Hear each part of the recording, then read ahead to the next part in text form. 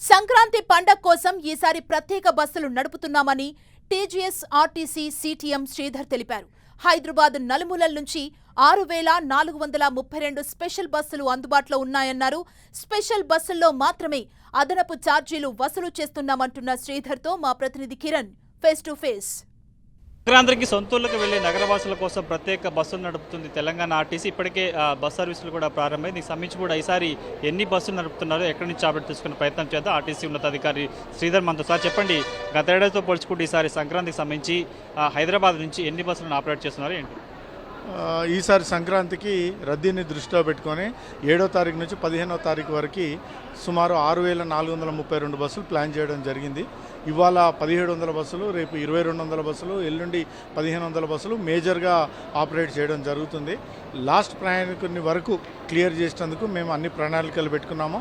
ఒక ఎంజీబీఎస్ఏ కాకుండా ఎప్పుడు ఆపరేట్ చేసేటట్టు కేపీహెచ్బి కానీ, లింగంపల్లి కానీ, జేబీఎస్ కానీ, అదేవిధంగా ఉప్పల్ రింగ్ రోడ్ కానీ, ఎల్బీ నగర్ కానీ, దిల్సుఖ్ నగర్ పాయింట్, ఆరామ్ గారు పాయింట్, ఇట్లా ఎంజీబీఎస్కి ఆపోజిట్లో ఉన్న సిబిఎస్ పాయింట్, ఈ అన్ని పాయింట్ల నుంచి డెస్టినేషన్స్కి అంటే డిఫరెంట్ డెస్టినేషన్స్కి ఎక్కడే కట్ చేసేసి పబ్లిక్ని డైల్యూట్ చేసేసి పంపిస్తున్నాము. ఎక్కడ ట్రాఫిక్ ఉన్నా కానీ మేము క్లియర్ చేసేందుకు ప్రయత్నం చేయడం జరుగుతుంది. ప్రతి ప్లేస్ లోపల ఆఫీసర్స్ని పెట్టాము, సూపర్వైజర్లను పెట్టాను, డ్రైవర్ కండక్టర్లను సఫిషియెంట్గా పెట్టాము. సిటీలో ఉన్న ప్రతి డిపోని కూడా అలర్ట్ చేసేసి ప్రయాణికులకు అనుగుణంగా బస్సులు తిప్పేటానికి ప్రణాళికలు పెట్టుకున్నాము. ముఖ్యంగా అంటే స్పెషల్ బస్సులకు సంబంధించి రిజర్వేషన్ సంబంధించి ఎన్ని బస్సులు ఉంటాయి, వాటికి సంబంధించిన కొంత ప్రయాణికులు వాటి ఆపరేట్ చేసుకోవచ్చు, వాళ్ళ గమ్యస్థానానికి వచ్చే విధంగా ఎట్లాంటి ఏర్పాటు చేశారు? ఏం లేదండి, reservation as per demand reservation services increase చేస్తున్నాము. ఎవరెవరైనా www.tgsrtc.co.inలో మనము బుక్ చేసుకోవచ్చు.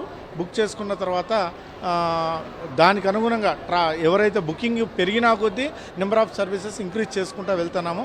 సో రిజర్వేషన్ చేసుకుంటే ఇంకొంచెం హ్యాపీగా పోగలుగుతారు. గతేడాదితో పోల్చుకుంటే ఈసారి తెలంగాణ ఆర్టీసీకి సంబంధించి కూడా స్లీపర్ క్లాస్ బస్సులు వచ్చాయి కాబట్టి వాటికి డిమాండ్ ఎట్లా ఉంది? ఏపీలో ఏ ప్రాంతాలకు సంబంధించి ఆ బస్సులను ఆపరేట్ చేస్తున్నారు?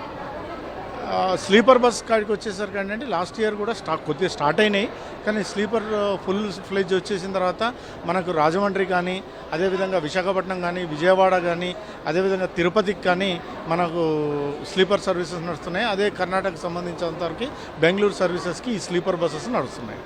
3 ఏళ్ల తర్వాత ఈసారి స్పెషల్ బస్సులకు సంబంధించి అదనపు ఛార్జీలు వసూలు చేస్తున్నారు. స్పెషల్ బస్సులకు ఉంటాయా, రెగ్యులర్ బస్సు సంబంధించి ఎట్లా, దీనికి ప్రయాణికులు ఎట్లా గమనించాల్సి ఉంటుంది? ఏం లేదండి, షెడ్యూల్ సర్వీస్ అన్నిటికీ నార్మల్ ఫేరే పెట్టాము.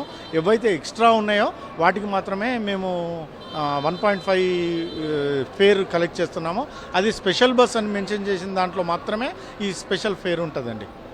చూసుకోవచ్చు, గత ఏడాదితో పోల్చుకుంటే ఈసారి ప్రత్యేకంగా వివిధ ప్రాంతాల నుంచి కూడా బస్సులను ఆపరేట్ చేస్తున్నాం. ముఖ్యంగా మహాత్మా గాంధీ బస్ స్టేషన్తో పాటు ఎల్బీ నగర్తో పాటు ఆరాంఘడ్, కుకట్పల్లి, మియార్పూర్, ఇంకా ఈసారి ముఖ్యంగా తెలంగాణ ఆర్టీసీ సంబంధించి కూడా స్లీపర్ క్లాస్ బస్సులు యాడ్ అవడంతో వాటికి కొంత ఆదరణ ఉంది. ఇక వీటితో పాటు రిజర్వేషన్ చేసుకున్న ప్రయాణికులకి ఎక్కడ అసౌకర్యం రాకుండా వారి బస్సులు గమ్యస్థానానికి వచ్చినప్పుడు వాళ్ళని పికప్ చేసుకునే విధంగా ప్రత్యేక వెసులుబాటు కల్పించామంటూ కూడా ఆర్టీసీ ఉన్నతాధికారులు చెప్తున్నారు. ప్రదీప్తో కలిసి కిరణ్, ఎన్టీవీ, హైదరాబాద్.